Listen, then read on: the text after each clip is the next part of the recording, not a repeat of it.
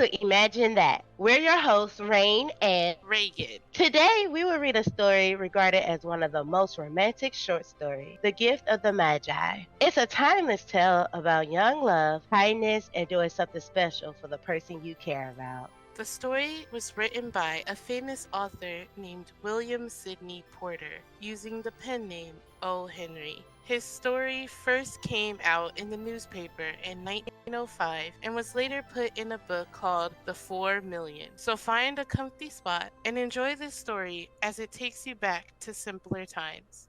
Ooh, I'm excited. Imagine that it's taking a quick break, y'all, because we finna get paid thanks to our sponsors. Went to sleep Be right back. I think the money is trying to call. I get those goosebumps every time, yeah. When you're not around, when you throw that to the side, yeah. I get those goosebumps every time, yeah. 713 through the 281, yeah, I'm riding. Why they on me? Why they on me? I'm flying, sipping low key. I'm sipping low key at Onyx, find a rider. I get those goosebumps every time, yeah. You come around, yeah. You ease my mind, you make every. Welcome back to Imagine That. Twinenem is about to give us some holiday story time tea about brokies. A cute couple. Here we go. $1.87. She had put it aside, 1 cent, and then another, and then another. In her careful buying of meat and other food, Della counted it 3 times. $1.87. And then the next day would be Christmas. Girl, $1.87, girl, what? There was nothing to do but fall into bed and cry. So Della did it. When the lady of the home is slowly quieter, we can look at the home. Furnished rooms at a cost of $8 a week.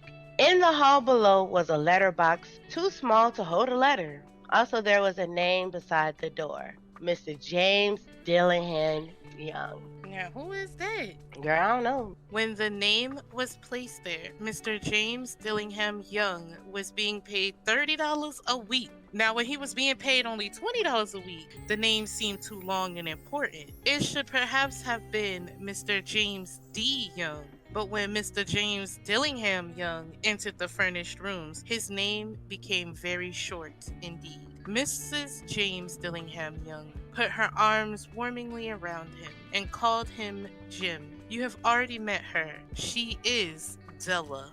Wait a minute, so Della is with James, but he broke? But how he making $30 a week, but she don't got no money for food? Listen, hold on, because Della finished her crying and cleaned the marks of it from her face. She stood by the window with no interest. Tomorrow would be Christmas Day, and she had only $1.87.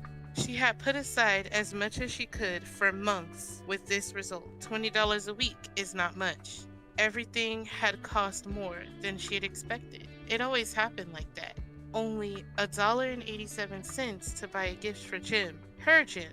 She had had many happy hours planning something nice for him, something nearly good enough, something almost worth the honor of belonging to Jim. That sounds a little familiar right now. They said But back in Jim the day. is making money though. The rent was only $8 a week. Ooh.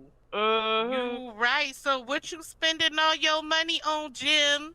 Suddenly, she turned from the window and stood before the glass. Her eyes were shining brightly, but her face had lost its color. Quickly, she pulled down her hair and let it fall to its complete length. The James Dillingham Youngs were very proud of 2 things which they owned. One thing was Jim's gold watch. It had once belonged to his father, and long ago it had belonged to his father's father. The other thing was Della's hair. If a queen had lived in the room near theirs, Della would have washed and dried her hair where the queen could see it. Della knew her hair was more beautiful than any queen's jewels and gifts. If a king had lived in the same house with all his riches, Jim knew that no king had anything so valuable. Della got this long, luscious hair. Why can't Della be a model or something? They don't do that back then? Yeah, they did, She girl. could have did a Tresemme ad. So you telling me they only had $8 for rent, Mm-hmm. but he had got $30 a week. He was feeling himself at 20. Now he really feeling himself at 30. Oh, girl, you gotta think about it like this. He was over there putting a little penny here and penny there away to save for his gift because he wouldn't give her no money. Oh, so you telling me the rest of the money went to the food and she was saving a couple pennies here and there? So now Della's beautiful hair fell about her, shining like a falling stream of brown water. It reached below her knee. It almost made itself into a dress for her. And then she put it up on her head again, nervously and quickly. She stopped for a moment and stood still while a tear or two ran down her face. Oh my God, I feel bad for Della. 40-inch bust down. They should have hired her at Chesapeake. I'm telling you. She put on her old brown coat. She put on her old brown hat. With the bright light still in her eyes, she moved quickly out the door and down the street. Where she stopped, the sign said Mrs. Sofrani's hair articles of all kinds. Up to the second floor, Della ran and stopped to get her breath. Mrs. Sofrani, large, too white, cold-eyed, looked at her. Will you buy my hair? Asked Della. I'll buy hair, said Miss Sofrani. Take your hair off and let me look at it. Down fell the brown hair waterfall. $20, said Mrs. Sofrani, lifting the hair to feel its weight. For a fucking bust down, it's worth $20. 40-inch bust down for $20. Listen, you gotta pay hundreds and hundreds for a 40-inch bust down. That's crazy. Give it to me quick, said Della. Ooh, Della. Stop. No comment, girl. Oh my God. The next 2 hours seemed to fly. She was going from one shop to another to find a gift for Jim. She found it at last. It surely had been made for Jim and no one else. There was no other like it in any of the shops. It was a gold watch chain. Its value was in its rich and pure material. Because it was so plain and simple, you knew that it was very valuable. All good things are like this. As soon as she saw it, she knew that Jim must have it. It was like him. Jim and the chain both had quietness and value. She paid $21 for it, and she hurried home with the chain and 87 cents. Girl, we did come up on selling hair, but one thing I gotta say is that we definitely use Synthetica. So all the Dellas that donated their hair for $1.87 or $20, however much you got. No, I'm not sorry at all. Thank you, girl, and I can't wait to help y'all in community service. We'll hook you up with some free Ubu food. We very much appreciate. Check out Twinenem on Music of the City. Period. Come on now, let's get back to this story, because I want to know what happened next, because now Della bald-headed as fuck, but she got this cheap-ass chain for Jim. With that chain on his watch, Jim could look at his watch and learn the time anywhere he might be. Though the watch was so fine, it had never had a fine chain. He sometimes took it out and looked at it, only when no one could see him do it. When Della arrived home, her mind quieted a little. She began to think more reasonably. She started to try to cover the sad marks of what she had done. Love and large-hearted giving, when added together, can leave deep marks. It is never easy to cover these marks, dear friends. Never easy. I just want to give Della a hug and a cookie. From Uwu, of course. Of course. And a cafe latte. Come on now. It's going to warm her up nicely. Girl, let's take Bella out on a night on the town. Yes. But we got to get her a good wig, girl, because she can't come around us looking like a bald head hoe. Look, we might need to start back up twinning them bundles and lashes, girl. Within 40 minutes, her head looked a little better. With her short hair, she looked wonderfully like a schoolboy. She stood at the looking glass for a long time. If Jim doesn't kill me, she said to herself, before he looks at me a second time, say I look like a girl who sings and dances for money.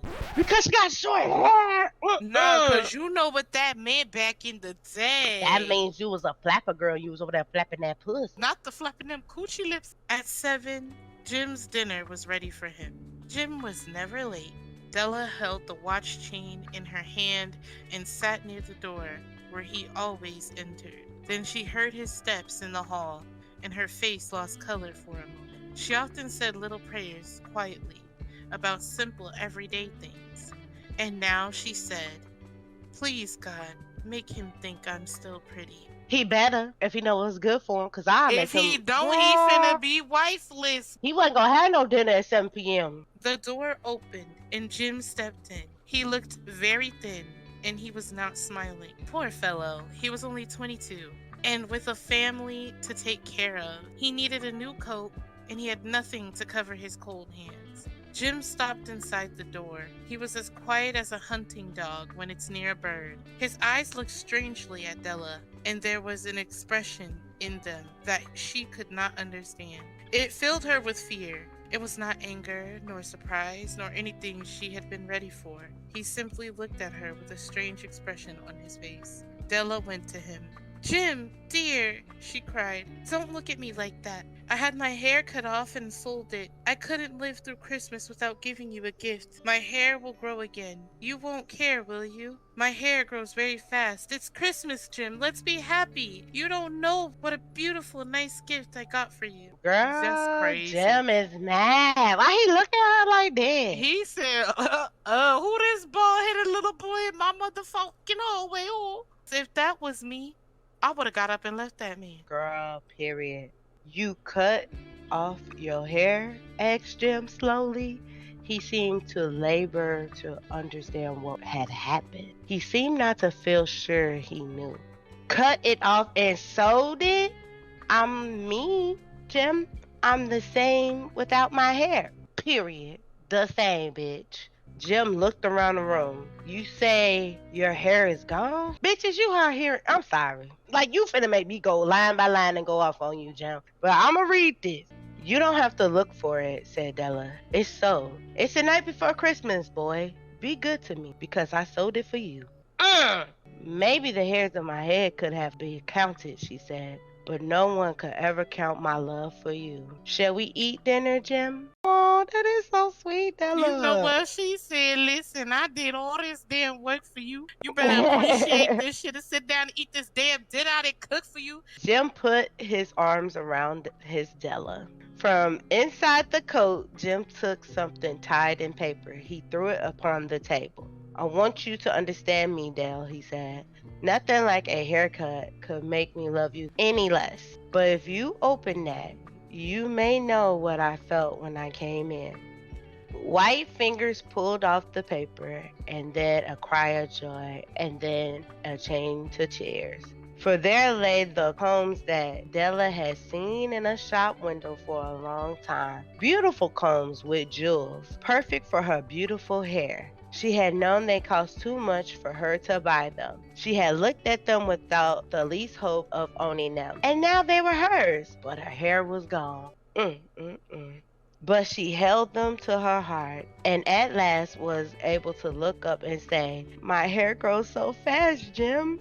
Hold on, because now that Della a bald-headed hoe, think about it. Jim could give her little scalp massages in front of a fireplace. They finna have a bunch of little Jim Della babies, girl. I'm telling you. That scalp massage be working, girl. I know you know what I'm talking about. And then she jumped up and cried, "Oh, oh!" Jim had not yet seen his beautiful gift. She held it out to him in her open hand. The gold seemed to shine softly, as if with her own warm and loving spirit. "Isn't it perfect, Jim? I hunted all over town to find it. You'll have to look at your watch 100 times a day now. Give me your watch. I want to see how they look together."